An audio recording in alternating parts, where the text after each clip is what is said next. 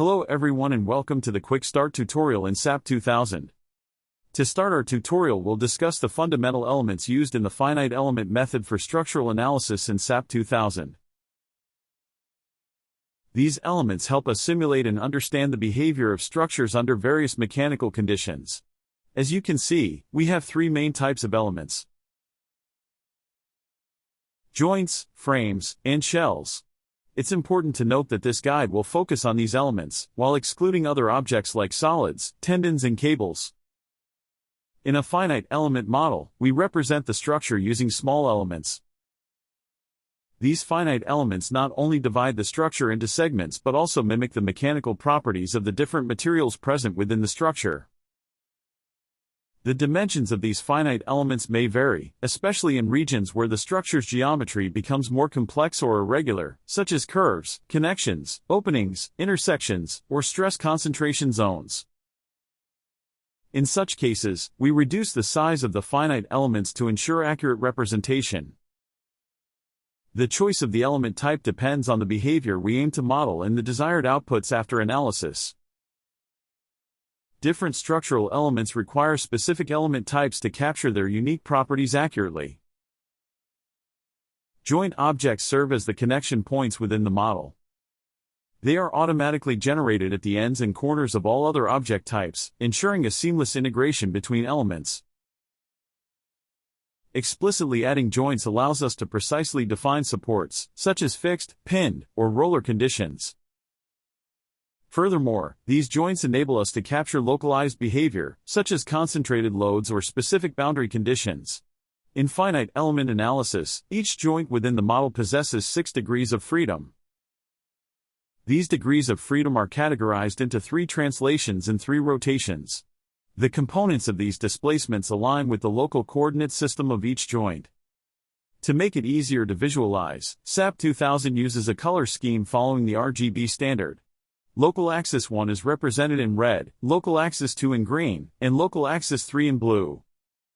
As shown here, the translations are represented by arrows along the X, Y, and Z axes, while the rotations are depicted by curved arrows around these axes.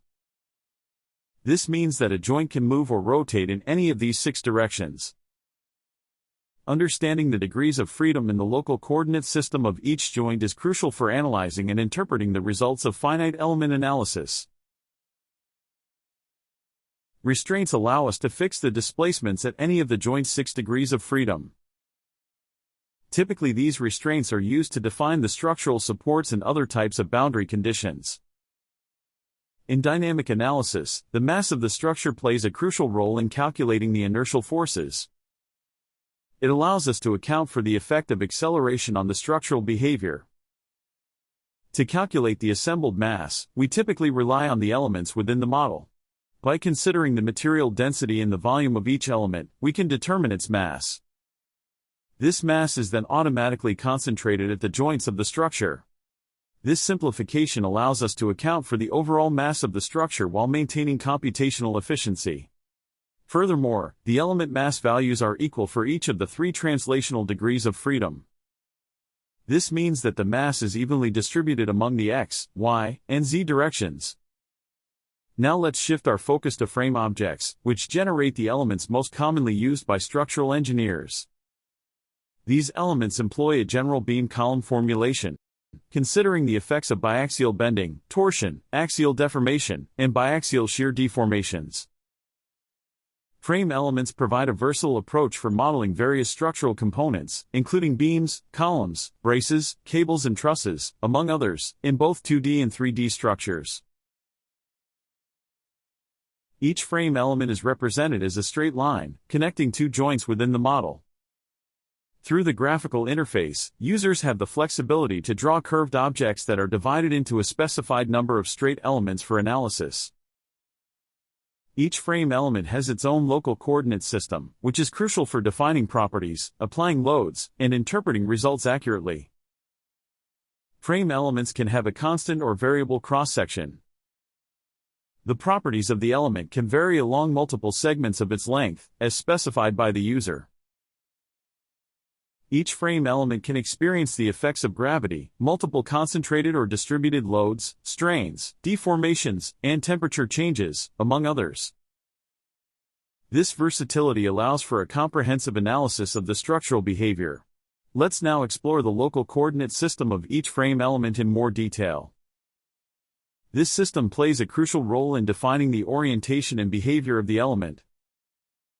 The local coordinate system of a frame element consists of three axes, 1, 2, and 3. The first axis, labeled as 1, is directed along the length of the element. The other two axes, 2 and 3, lie in a plane perpendicular to the element, and their orientations can be specified by the user. These three axes are mutually perpendicular and follow the right-hand rule. This means that by using your right hand and aligning your thumb with the first axis, your index and middle fingers naturally curl along the second and third axes. In most structures, the definition of the local coordinate system is straightforward. However, the program provides customization options to accommodate more complex modeling scenarios. The positive direction of the local axis 1 is oriented from joint I to joint J of the frame element. This convention helps maintain consistency in interpreting the results. By default, the orientation of the local axes 2 and 3 is determined based on the following relationship between the local 1 axis and the global Z axis. The local 1-2 plane is taken to be vertical, that is, parallel to the Z axis. Local axis 2 has an upward Z positive direction, unless the element is vertical, in which case local axis 2 is horizontal along the global positive X direction. The local 3 axis is horizontal, in other words, it lies in the XY plane. Now, let's discuss the concept of frame section properties. A frame section refers to the collection of material and geometric properties that define the cross-sectional characteristics of one or more frame elements. These sections are defined independently of the frame elements themselves. Frame section properties can be classified into two basic types, prismatic and non-prismatic. In a prismatic frame section, all properties remain constant along the entire length of the frame object. This means that the section's geometric characteristics, such as area and moments of inertia, do not vary. In contrast, a non-prismatic frame section allows for variations in properties along the length of the frame object and its generated elements. This flexibility accommodates situations where the section properties need to change. To generate the stiffness of a frame section, the program uses the material properties together with the following 6 basic geometric properties. The cross-sectional area. The moment of inertia about axis 3. The moment of inertia about axis 2. The torsional constant. The shear area for transverse forces in the 1-2 plane. And the shear area for transverse forces in the 1-3 plane. Now, let's shift our focus to area objects, which are most commonly used to generate shell elements. These shell elements can be used in structural analysis to model slabs, walls, bridge decks, tanks, domes, and detailed models of other structural members, such as beams, columns, or pipes. Area objects can also be used to generate two-dimensional solids, to model plane stress or plane strain behavior. Or axisymmetric solids, to model axisymmetric structures under axisymmetric loading. Like other object types, each area object has its own local coordinate system, which is used to define material properties, apply loads, and obtain the desired output.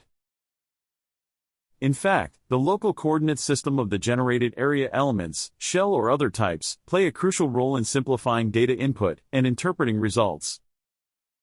Let's now explore the local coordinate system of each shell element in more detail. The local coordinate system of a shell element consists of 3 axes, 1, 2 and 3.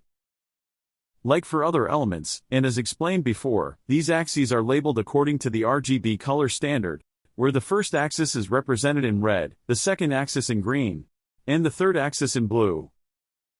The first 2 axes, labeled as 1 and 2, lie within the plane of the element, and their orientations can be specified by the user. The third axis, labeled as 3, is perpendicular to the plane of the element. Again, these 3 axes are mutually perpendicular and satisfy the right-hand rule.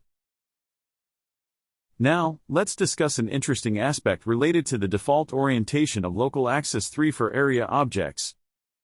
This orientation is determined by the order in which the corner joints are defined during the modeling process. This axis is directed toward you when you draw the joints counterclockwise. This approach allows engineers to intuitively control the orientation of local axis 3 based on the drawing order of the defining joints. It provides a practical way to align the local coordinate system with the desired direction. By default, the orientation of the local axes 2 and 3 is determined by the relationship between the local 3 axis and the global z-axis. The local 3-2 plane is taken to be vertical, that is, parallel to the z-axis. Local axis 2 has an upward z-positive direction, unless the element is horizontal, in which case local axis 2 is taken along the global positive y direction. The local 1 axis is horizontal, in other words, it lies in the xy plane. Now, let's talk about section thickness and its role in accurately modeling and analyzing structural members. In structural analysis, each shell section with homogeneous material properties has two important thickness parameters: membrane thickness and bending thickness. The membrane thickness is used to calculate the membrane stiffness, and the element volume for the self-weight and mass calculations. It represents the thickness of the structural element in terms of its membrane behavior. On the other hand, the bending thickness is used to calculate the flexural and shear stiffness. It represents the thickness of the structural element in terms of its bending behavior. Typically, these two thickness parameters are the same, ensuring consistent stiffness calculations for both membrane and bending behaviors. This is the usual scenario in most structural models. However, in certain cases, the user may intentionally change the membrane or bending stiffness by specifying different values for these two thickness parameters. This flexibility allows engineers to manipulate the structural response by customizing the stiffness properties of the shell sections, tailoring them to specific design requirements or capturing particular behaviors. In addition, for each homogeneous shell section in the structural model, you can choose to consider pure membrane, pure plate, or full shell behavior. As in the case of thickness definition, it is generally recommended that you use full shell behavior unless the elements are adequately restrained. It is also possible to model non-homogeneous shell elements using layered sections. The layered shell usually represents full shell behavior, although you can control this on a layer-by-layer basis. This guide will only focus on homogeneous elements considering full shell behavior, which is the most common scenario in structural models.